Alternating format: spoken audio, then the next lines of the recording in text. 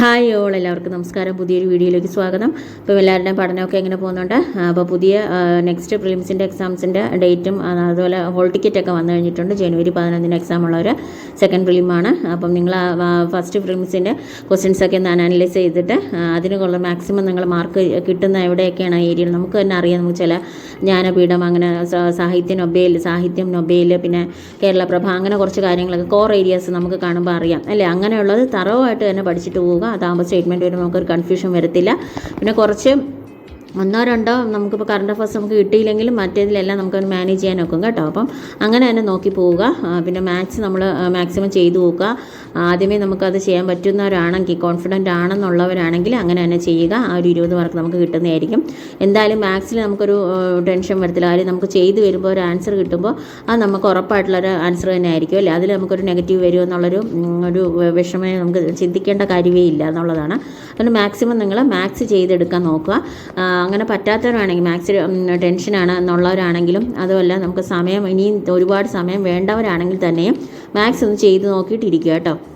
Maths ആദ്യം ഒരു റൗണ്ടിൽ പറ്റുന്നവരാണെങ്കിൽ അങ്ങനെ ചെയ്തിട്ട് കിട്ടാത്തത് അങ്ങ് വിട്ടേക്കുക. പിന്നെ ബാക്കി നമ്മൾ ക്വസ്റ്റ്യനിലോട്ട് പോകുക കേട്ടോ. ചിലപ്പം നെക്സ്റ്റ് സ്റ്റേജ് നമുക്ക് പറയാനൊക്കത്തില്ല, അടുത്ത സ്റ്റേറ്റ്മെൻറ്റ് ക്വസ്റ്റ്യൻസ് ഇത്രയും വരത്തില്ലായിരിക്കും. അപ്പോൾ നമുക്ക് ബൈ ഡിപ്പെൻസ്, നമുക്ക് അറിയത്തില്ല എങ്ങനെയാണ് ഇവരുടെ ക്വസ്റ്റ്യൻസ് പാറ്റേൺ എന്ന്. അതുകൊണ്ട് നമ്മൾ മാക്സിമം നമ്മൾ ഒരു 50-50 ചാൻസ് എടുക്കേണ്ട കാര്യമില്ല. നമ്മൾ മാക്സിമം നമ്മൾ കൊടുക്കുക എന്നുള്ളതാണ് നമ്മുടെ ഇനി അടുത്ത സ്റ്റേജുകാർക്ക് എനിക്ക് പറയാനുള്ളത് കേട്ടോ. അപ്പം PYQs മാത്രം ചെയ്തു പോയാൽ മതി. പിന്നെ പഠിക്കുന്നത് തറവായിട്ടും കൂടെ പഠിച്ചു പോയാലുള്ള ഒരു ഇത് മാത്രമേ ഇതിനുള്ളൂ.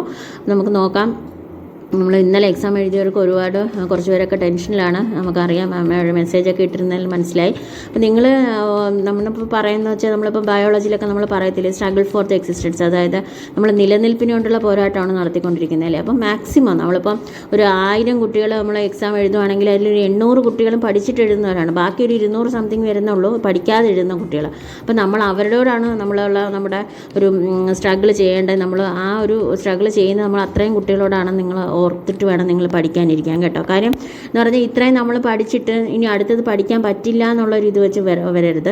കാര്യം ഈ ഒരു കണ്ടിന്യൂഷൻ തന്നെ നമ്മളത് പഠിച്ചുകൊണ്ടേയിരിക്കുക. നമുക്കൊരു ജോലി നമ്മുടെ കയ്യിൽ കിട്ടുന്നവരെ നമ്മളത് കണ്ടിന്യൂസ് ആയിട്ട് പോയിക്കൊണ്ടിരിക്കുക കേട്ടോ. അതിൽ നിങ്ങളൊരു കുറവും വരുത്തരുത്. മാക്സിമം പഠിച്ചുകൊണ്ടിരിക്കുക. ഇന്നല്ലെങ്കിൽ നാളെ നമുക്കൊരു ജോലി കിട്ടുന്നതായിരിക്കും. മാക്സിമം അതിൽ തന്നെ പഠിച്ചുകൊണ്ടിരിക്കുക കേട്ടോ. അത് കഴിഞ്ഞ് എനിക്ക് പറയാനുള്ളതെന്ന് വെച്ചാൽ, നിങ്ങൾ ഇപ്പം 2 ദിവസത്തെ ബ്രേക്കൊന്നും എടുക്കാതെ, ഇപ്പം ഒരു ദിവസം ഒരു വിഷമമൊക്കെ ആയിരിക്കും, അങ്ങനെയുള്ളവരാണെങ്കിൽ അത് വേണ്ട. നമുക്കിനിയിപ്പം ഇപ്പോൾ ഒരു 50 അതിന് പുറത്ത് കിട്ടിയവരൊക്കെ ആണെങ്കിൽ ഫാർ ബെറ്ററായിട്ട് നിൽക്കുവാണ്. അവരിനി കുറച്ച് ദിവസം ബ്രേക്ക് എടുത്ത് കഴിയുമ്പോഴത്തേക്കും നമ്മൾ പഴയതിനേക്കാളും താഴോട്ട് പോകത്തേ ഉള്ളൂ. പുതിയ കുട്ടികൾ കയറി പോവുകയും ചെയ്യും. അപ്പോൾ ആ ഒരു ഗ്യാപ്പ് അവർക്കും കൊടുക്കണ്ട, നമുക്കും എടുക്കണ്ട എന്നുള്ള രീതിയിൽ നിങ്ങൾ പഠിച്ചു പോവുക കേട്ടോ. അപ്പോൾ ഇന്നത്തെ എൻ്റെ വീഡിയോ എന്ന് പറയുന്നത്, ഞാൻ 5:30 ആയപ്പോൾ എഴുന്നേറ്റു. അതിൽ ഞാൻ മറ്റേ ഹിസ്റ്ററി ക്ലാസ്സാണ് കേട്ടോ കണ്ടത്. പിന്നെ കുട്ടികൾക്ക് ഫുഡൊക്കെ കൊടുത്തു കഴിഞ്ഞിട്ട് ഞാൻ രാവിലെ 5:30 ഇരുന്നിട്ട് ഞാൻ ഹിസ്റ്ററി ക്ലാസ് എടുത്ത് നമ്മുടെ സ്കൂൾ ടൈമിൻ്റെ ഒരു ഡൗട്ട് ഉണ്ടായിരുന്നു എന്ത് എടുക്കണം എന്നുള്ളത്. അത് കഴിഞ്ഞിട്ട് ഞാൻ ഹിസ്റ്ററിയുടെ തന്നെ എടുത്ത് വെച്ച് ഒരു ചാപ്റ്റർ പഠിച്ചു. അത് കഴിഞ്ഞിട്ട് ഞാൻ ജോലിയൊക്കെ കഴിഞ്ഞു. കുട്ടികൾക്ക് ഫുഡൊക്കെ കൊടുത്തു കഴിഞ്ഞിട്ട് പിന്നെ ഞാൻ ഇരുന്നു. അപ്പോൾ നിങ്ങൾക്ക് ഇനി പ്രിലിംസ് എഴുതുന്നവരാണെങ്കിലോ അല്ലെങ്കിൽ ഇനി ഏത് എക്സാം എഴുതുന്നവരാണെങ്കിലും നിങ്ങൾക്ക് ഗുഡായിട്ടുള്ള ഒരു കാര്യമാണ് ഞാൻ പറയുന്നത്. അപ്പം ഞാൻ ഇന്ന് എടുത്തതെന്ന് വെച്ചാൽ ഞാനൊരു ചെറിയൊരു ടൈം ടേബിൾ പോലെ ഉണ്ടാക്കി എടുക്കാമെന്ന് കരുതി അങ്ങനെ എടുത്തത്. അപ്പം ഇപ്പോൾ 29th ഒരു ഇത് വെച്ചിട്ട് നാളത്തെ ഡേറ്റ് വെച്ചാൽ ഞാൻ തുടങ്ങാമെന്ന് കരുതി. ഇന്നിപ്പോൾ 29 ആയല്ലോ. അപ്പോൾ നാളത്തെ ദിവസം തൊട്ടുള്ള ഒരു സ്റ്റാർട്ടിങ് ഞാൻ തുടങ്ങാമെന്ന് കരുതി. കാര്യം എന്താണെന്ന് വെച്ചാൽ, നമ്മൾ ഒരു ടോപ്പിക് എടുക്കുക കേട്ടോ. ഒരു ടോപ്പിക് എടുത്തിട്ട്, ഇപ്പം എൻ്റെ ഇരിക്കുന്നത് സ്കൂൾ ടൈമിൻ്റെ ടെക്സ്റ്റാണ്. അതിൽ ഒരു ടോപ്പിക് എടുക്കുന്നത് ഞാൻ കോൺസ്റ്റിറ്റ്യൂഷനാണ് ഇന്ന് എടുത്തത് കേട്ടോ. അപ്പം കോൺസ്റ്റിറ്റ്യൂഷൻ്റെ ബുക്കുണ്ടല്ലോ, അതിൻ്റെ ഒരു ടോപ്പിക് എടുത്തിട്ട് ഞാനൊരു 15 ദിവസം വെച്ച് മാക്സിമം ഒരു SCRTയുടെ ഒരു ടെക്സ്റ്റ് നമുക്ക് 15 ദിവസം വെച്ച് തീർക്കാം എന്നുള്ളതാണ്. കൂടെ റാങ്ക് ഫയലും കൂടെ കൊണ്ടുപോകാമെന്നുള്ളതാണ്. പ്ലസ് CA പ്ലസ് മാത്സ്, ഇത് രണ്ടും കൂടെ ചേർത്ത് കൊണ്ടുപോകാനുള്ളതാണ് കേട്ടോ. അപ്പം ഞാൻ ഉദ്ദേശിക്കുന്നത്, അപ്പം മാക്സിമം നിങ്ങൾ നിങ്ങളുടേതായ രീതിയിൽ ടൈം ടേബിൾ സെറ്റ് ചെയ്യാൻ പറ്റുന്നവരാണെങ്കിൽ നല്ലതാണ്. അങ്ങനെ തന്നെ മാക്സിമം ചെയ്തു പോവുക. ഇപ്പോൾ എക്സാം കഴിഞ്ഞവർക്ക് ഇനി നല്ലൊരു ഓപ്പർച്യൂണിറ്റിയാണ് കേട്ടോ. ഇപ്പോൾ പ്രിലിംസ് കഴിഞ്ഞവർക്ക്, കാര്യം ഇനി അവർക്ക് ഇഷ്ടംപോലെ സമയം ഇനിയും കിടക്കുകയാണ്. ബാക്കിയുള്ളവരൊക്കെ അതിലോട്ട് വരുന്നതേ ഉള്ളൂ. അപ്പോൾ നമുക്ക് ചിലപ്പോൾ ഫസ്റ്റ് സ്റ്റേജ് കിട്ടിയത് ചിലപ്പോൾ ദൈവാനുഗ്രഹം കൊണ്ടായിരിക്കും. അപ്പോൾ മാർക്ക് കുറഞ്ഞവരാണെങ്കിലും കൂടിയവരാണെങ്കിലും നമ്മൾ മാക്സിമം ഇനി അതിനുള്ള എഫേർട്ട് കൊടുത്തുകൊണ്ടേ ഇരിക്കുക. അപ്പോൾ സെയിൽസ് അസിസ്റ്റൻ്റ് ഉണ്ട്, പിന്നെ യൂണിവേഴ്സിറ്റി അസിസ്റ്റൻറ്റിൻ്റെ യൂണിവേഴ്സിറ്റിയുടെ LGS വിളിക്കും ഇനി. അപ്പം അങ്ങനെയുള്ള ഓരോരോ പോസ്റ്റുകൾ നമ്മൾക്ക് ഇനിയും വരുന്നുണ്ട്. അപ്പം അതിലൊക്കെ നമ്മൾ വീണ്ടും ഡൗൺ ആവാതെ, ഈ ഒരു ചെറിയ കാര്യത്തിന് വേണ്ടി ഡൗൺ ആകാതെ അടുത്തതിലോട്ട് നമ്മൾ കിട്ടാൻ വേണ്ടിയിട്ട് നമ്മൾ വീണ്ടും വീണ്ടും വർക്ക് ചെയ്തുകൊണ്ടേ ഇരിക്കുക കേട്ടോ. അപ്പോൾ ഇന്നത്തെ അതിൽ ഞാൻ ആ SCRTയുടെ ഇത് പറയുകയാണെന്ന് വെച്ചാൽ നമ്മുടെ കുടുംബം, അങ്ങനെ 2 ചാപ്റ്റർ ഞാൻ നാളത്തേക്ക് വേണ്ടി എഴുതി കേട്ടോ. അപ്പോൾ SCRT ചാപ്റ്റേഴ്സ് എന്ന് പറയുമ്പോൾ ഞാൻ നോക്കിയതിൽ ഒരു 2 ചാപ്റ്റേഴ്സ് വെച്ച് തീർത്താൽ ആ ഒരു ടെക്സ്റ്റ് നമുക്കൊരു 15 ദിവസം കൊണ്ട് തീർക്കാനൊക്കത്തുള്ളൂ. അപ്പോൾ ഇനിയൊരു എത്ര നാൾ കഴിഞ്ഞ് നമുക്കിപ്പോൾ അടുത്ത നെക്സ്റ്റ് എക്സാം അല്ലെങ്കിൽ ഇതിൻ്റെ പ്രിലിംസിൻ്റെ മെയിൻസ് എക്സാം നോക്കിയിരിക്കേണ്ട കാര്യമില്ല. നമുക്ക് ഏത് എക്സാമിന് വേണമെങ്കിലും നമുക്കിനി അറ്റൻഡ് ചെയ്യാൻ പറ്റുന്ന രീതിയിൽ നമ്മൾ പഠിച്ചു പോകുക എന്നുള്ളതാണ്. പ്രിലിംസ് ആവട്ടെ മെയിൻസ് ആവട്ടെ ഏതാണെങ്കിലും നമുക്ക് നല്ലൊരു മാർക്ക് സ്കോർ ചെയ്യണമെങ്കിൽ നമുക്കൊരു ബേസ് ഉണ്ടാക്കിയെടുക്കണം. അതിൻ്റെ കൂടെ നമ്മൾ നല്ലൊരു ടൈം ടേബിൾ വേണം, കറക്റ്റായിട്ടുള്ള റൂട്ടീൻ വേണം, നമ്മൾ കൺസിസ്റ്റൻ്റായിട്ട് പഠിച്ചു പോകണം. അങ്ങനെ ഒരുപാട് കാര്യങ്ങൾ ഇതിൻ്റെ പിന്നിലുണ്ട്. അപ്പോൾ നമ്മൾ മാക്സിമം കൊടുക്കുക.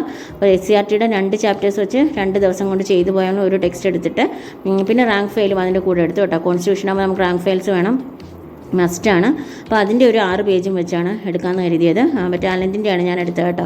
ടാലൻറ്റിൻ്റെ ആകുമ്പോൾ ഞാൻ പറഞ്ഞിട്ടുണ്ട് ഫോണ്ട് സൈസൊക്കെ വലുതായിട്ട് നമുക്ക് കുറച്ചും കൂടെ, പിന്നെ ഒരുപാട് മിസ്റ്റേക്സും കുറവാണ്. നല്ല ബെറ്റർ ആയിട്ടുള്ളത് ടാലൻറ്റ് ടെക്സ്റ്റ് തന്നെയാണ്. അപ്പോൾ അതെടുത്ത് വെച്ചിട്ടൊന്ന് 6 പേജ് വെച്ചിട്ട് നോക്കാമെന്ന് കരുതി. അപ്പോൾ നാളത്തെ ഡേറ്റ് കൊടുത്താണ് ഞാൻ എഴുതിയത് കേട്ടോ ടൈം ടേബിൾ. അപ്പോൾ ഇനി നിങ്ങൾക്ക് എങ്ങനെയുള്ള ദിവസമാണ്, അപ്പം നിങ്ങൾ ഇപ്പോൾ ഇന്ന ദിവസത്തും പോട്ടെ, അപ്പോൾ നാളെ തൊട്ട് തുടങ്ങുക.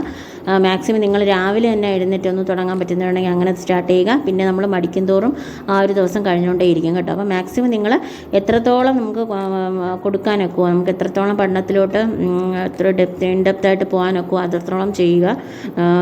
നമ്മൾ പഠിക്കുക എന്നുള്ളത് മാത്രമേ ഉള്ളൂ ഇതിൻ്റെ ഒരു പോം വഴി എന്ന് പറയുന്നത് കേട്ടോ. അത് കഴിഞ്ഞിട്ട് എനിക്ക് പറയാനുള്ളതെന്ന് വെച്ചാൽ നമ്മൾ റാങ്ക് ഫയലിൻ്റെത്, അപ്പം ഞാൻ ഇന്ന് 29th ഡേറ്റ് വെച്ചിട്ട് ഞാൻ ജസ്റ്റ് റീഡ് ചെയ്യാൻ വേണ്ടി മാത്രമേ എഴുതിയിട്ടുള്ളൂ കേട്ടോ. അപ്പം നാളെ വെച്ചിരുന്നു. അപ്പോൾ ഇന്നിപ്പോൾ ഞാനൊരു 10 മണിയായി അതിൻ്റെ ഒരു ടൈം ടേബിളൊക്കെ സെറ്റ് ചെയ്ത് വന്നപ്പോഴത്തേക്ക്. അപ്പോൾ അങ്ങനെ മാക്സിമം ചെയ്യാൻ പറ്റുന്നുണ്ടെങ്കിൽ അങ്ങനെ ചെയ്യുക. അപ്പോൾ റാങ്ക് ഫയൽ പ്ലസ് നമ്മുടെ SCRT വെച്ചിട്ട് പഠിച്ചു പോവുക. എല്ലാത്തിനും നമുക്കിപ്പോൾ ഡിഗ്രി ലെവലാണെങ്കിലും LGS ലെവലാണെങ്കിലും ഏത് ലെവലാണെങ്കിലും